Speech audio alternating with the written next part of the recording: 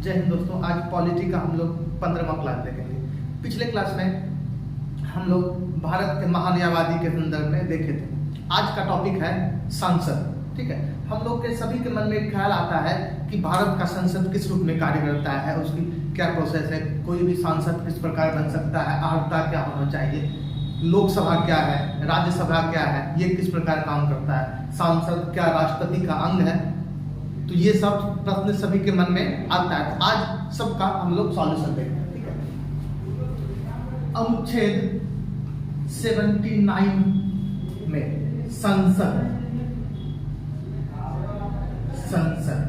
ठीक है, संसद 79 में संसद भारत में संसद, राज्यसभा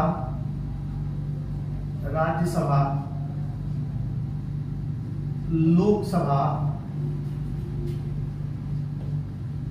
एवं राष्ट्रपति मिलकर बनता है।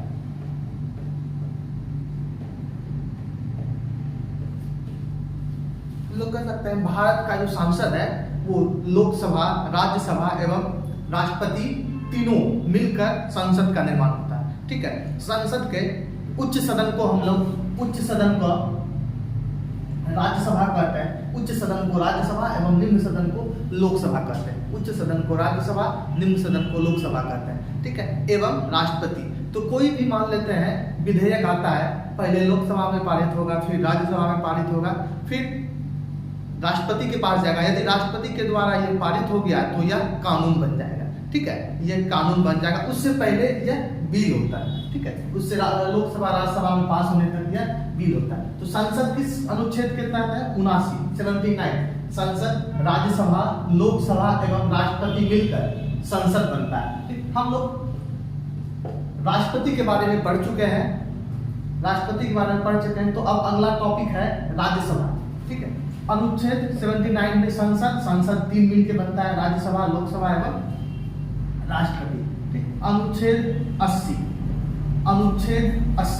अनुच्छेद 80 में राज्यसभा वर्णित है। अनुच्छेद 80 में राज्यसभा वर्णित है। राज्यसभा हम लोग देख लेंगे। ये 79, 80, 81 ये है संसद, राज्यसभा, लोकसभा।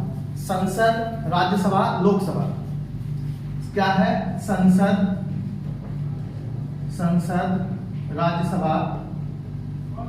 राज्यसभा, ये लोकसभा। ठीक है, इसको हम लोग सरल कह सकते हैं। ठीक है, सौ से संसद, र से राज्यसभा, ल से लोकसभा, सरल। ठीक है, सरल 79, 80, 81। ठीक है, इसको क्या कर सकते हैं? सरल। 79 में संसद, 80 में राज्यसभा, 81 में लोकसभा। 79 में संसद, 80 में राज्यसभा, 81 में लोकसभा। ठीक है, अब हम लोग राज्यसभा के बारे में देखते हैं। राज्यसभा का गठन सन 1952 में हुआ था। ठीक है, तो राज्यसभा का गठन 1952 में हुआ। ठीक, यह उच्च सदन होता है। भारत का क्या है? उच्च सदन भारत का उच्च सदन। ठीक, यह अस्थाई सदन है। ये जो है कभी भंग नहीं हो सकता है। यह सदन, राज्यसभा जो है भारत का, कभी भंग नहीं हो सकता है। यह निरंतर चलते रहता है। ठीक, यह भंग नहीं हो सकता। यह क्या है? अस्थाई है, भंग नहीं हो सकता। ठीक है, यह निरंतर चलते रहता है। अब है कार्यकाल 6 वर्ष होता है। कार्यकाल 6 वर्ष होता है। कोई भी राज्यसभा के सदस्यों का कार्यकाल 6 वर्ष होता है। लोकसभा के सदस्यों का कार्यकाल 5 वर्ष होता है एवं राज्यसभा के सदस्यों का कार्यकाल 6 वर्ष होता है। ठीक है, और इसमें प्रत्येक 2 वर्ष बाद, ये हम लोग समझेंगे अस्थाई कैसे होता है, अस्थाई सदन ये कैसे होता है। तो ये प्रत्येक 2 साल बाद 1/3 सदस्य खुद ब खुद सेवानिवृत्त हो जाते हैं। एक तिहाई सदस्य खुद ब खुद सेवानिवृत्त हो जाते हैं। मान लेते हैं कोई सदस्य 2020 में बना, तो वो जाके रिटायर कब करेगा, सेवानिवृत्त होगा 6 साल बाद, 6 वर्ष बाद, 2028 में।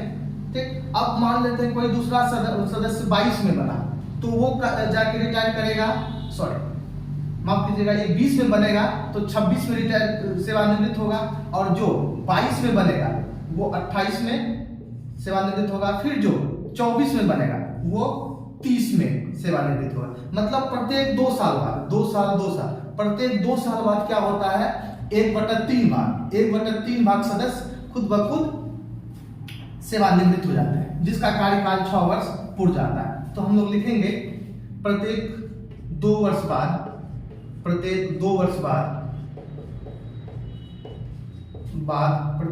बाद 1/3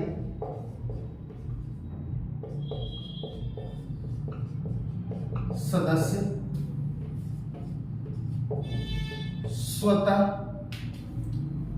सेवानिवृत्त हो जाते हैं, सेवानिवृत्त हो जाते हैं।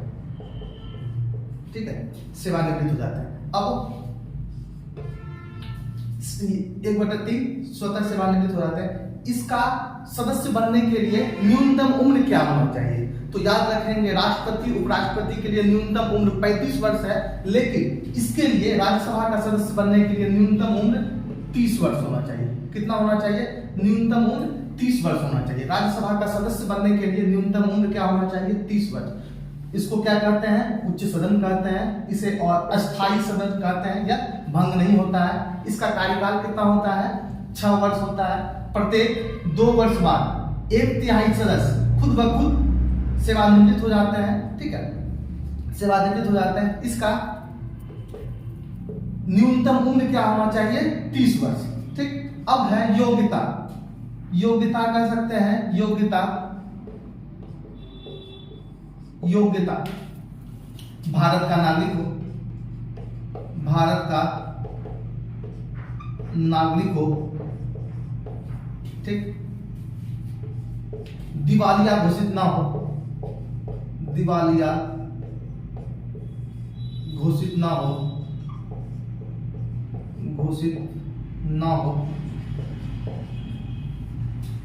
दिवालिया घोषित ना हो। उसके बाद है, इसके लिए प्रत्येक राज्य के लिए अलग अलग सीटों की संख्या होती है। तो संविधान में वर्तमान में अधिकतम सदस्यों की संख्या, अधिकतम सदस्य 250 हो सकता है। ठीक है, अधिकतम सदस्य 250 हो सकता है, जिसमें 12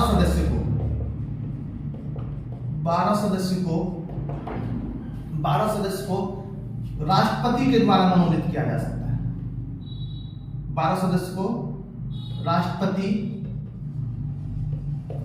मनोनीत करता है।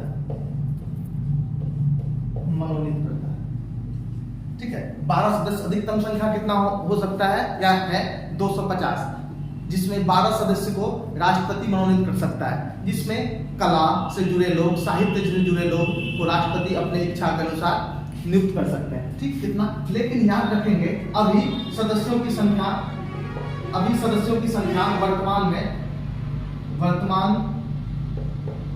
वर्तमान सदस्य 245।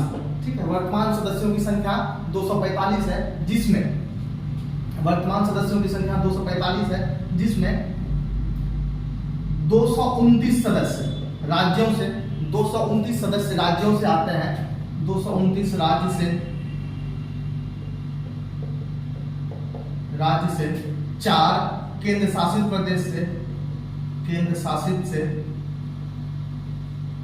4 सदस्य केंद्र शासित से, एवं 12 मनोनीत जो राष्ट्रपति के द्वारा मनोनीत किया जाता है। 12 सदस्य राष्ट्रपति के द्वारा मनोनीत किया जाता है। अब ध्यान रखेंगे कि कोई भी सदस्य की नियुक्ति किस प्रकार होती है। ठीक है, नियुक्ति किस प्रकार होती है, तो हम लोग ध्यान रखेंगे नियुक्ति एकल संक्रमण पद्धति से होता है। कोई भी राज्य में देखेंगे कि राज्यसभा में सदस्यों की संख्या अधिकतम यूपी उत्तर प्रदेश में सदस्यों की संख्या 31 है, ठीक है। और बिहार को लेते हैं तो बिहार में 16 है, ठीक। गुजरात इत्यादि, गुजरात में 11। तो हम लोग देखेंगे कि इसकी नियुक्ति किस प्रकार होती है राज्यसभा,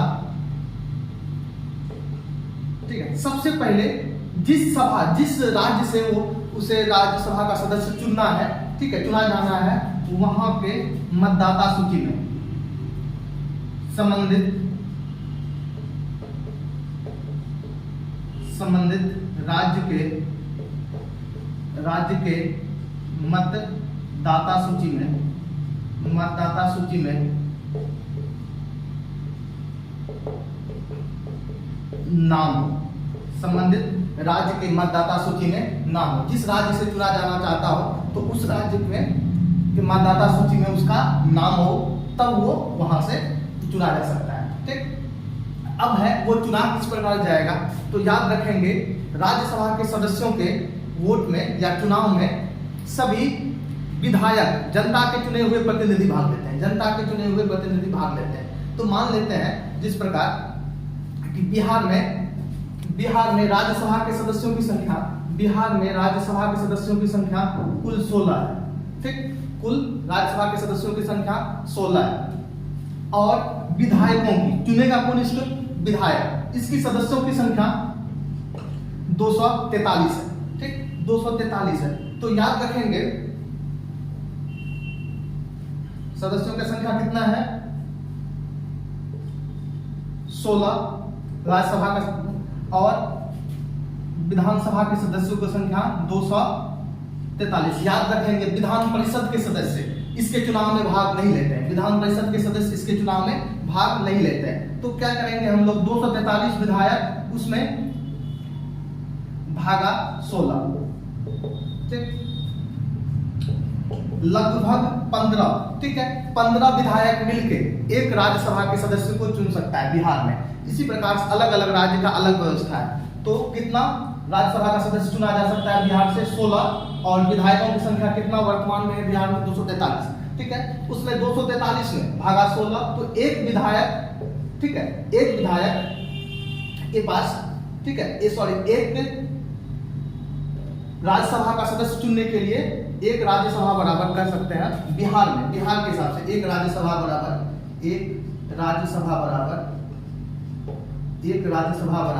15 विधायक, ठीक है। जैसे हम लोग समझेंगे कि बिहार में सबसे बड़ी पार्टी आरजेडी के पास 75 सदस्यों की संख्या है, ठीक है, विधायकों की संख्या। उसके पास राज्यसभा का कोटा कुल लगभग 15 से 4, लगभग 15, 75 है, तो लगभग 5 आ जाएगा। बीजेपी के पास भी वही लगभग 5 आएगा, ठीक है। 73-74 सीटें हैं, तो 73 सीटें हैं, तो उसमें लगभग 5 सीटें बीजेपी के पास आ जाएगा। जेडीयू के पास लगभग वही 3 सीटें आएंगी। तो ये अलग अलग, एक विधायक बराबर 15 विधायक बराबर एक राज्यसभा के सदस्यों की संख्या। अब ये है, अगला हम लोग देखेंगे,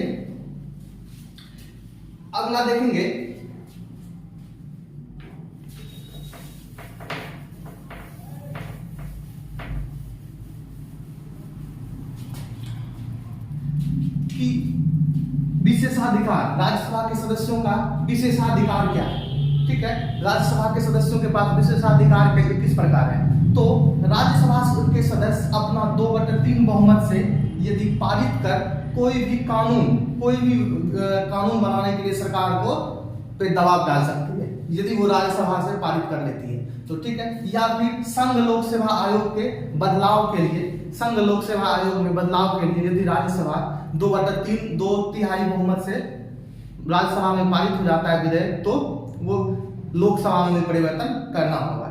अब अगला आता है सबसे इंपॉर्टेंट चीज, ठीक, धन विधेयक, ठीक। धन विधेयक जो आता है, धन विधेयक अनुच्छेद 110 के तहत आता है, अनुच्छेद 110 के तहत आता है। धन विधेयक भारतीय संविधान के अनुच्छेद 110 तक आता है। ये लोकसभा के लिए धन विधेयक विशेषाधिकार लोकसभा के पास है, लेकिन राज्यसभा के लिए भी कुछ इसमें अधिकार है।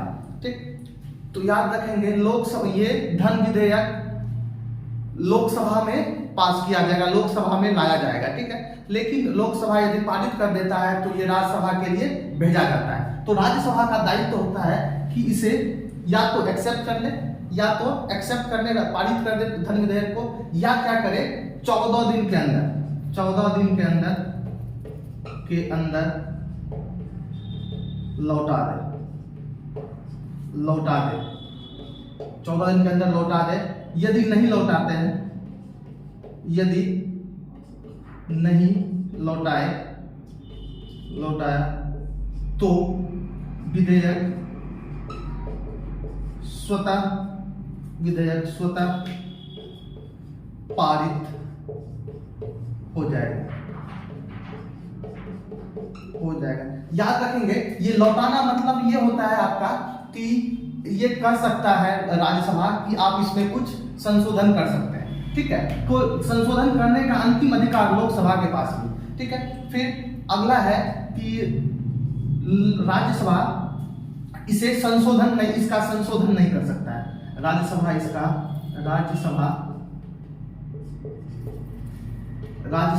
धन विधेयक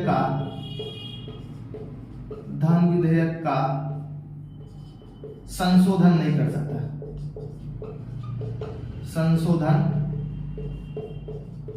सकता, ठीक है, राज्यसभा इसका संशोधन नहीं करता। अंतिम निर्णय इसी के पास है, लोकसभा के पास है। ठीक है, अब हम लोग राज्यसभा की चीजें अधिकतर हो गया। ठीक, हम लोग देखते हैं कि इसका स्थापना 1952 में, उच्च सदन अस्थायी भंग नहीं किया जा सकता है, कार्य 6 वर्ष होगा, 2 वर्ष बाद प्रत्येक तिहाई सेवानिवृत्त हो जाएंगे। ठीक है, अधिकतम सदस्यों की संख्या 250, जिसमें 12 सदस्य कौन, राष्ट्रपति। अभी वर्तमान में कितना है, 245, जिसमें 229 राज्यों से, 4 केंद्र शासित प्रदेश से और 12 को राष्ट्रपति मनोनीत करते हैं। ठीक है, अब अगले क्लास में हम लोग लोकसभा के बारे में देखेंगे। ठीक है, आज यही।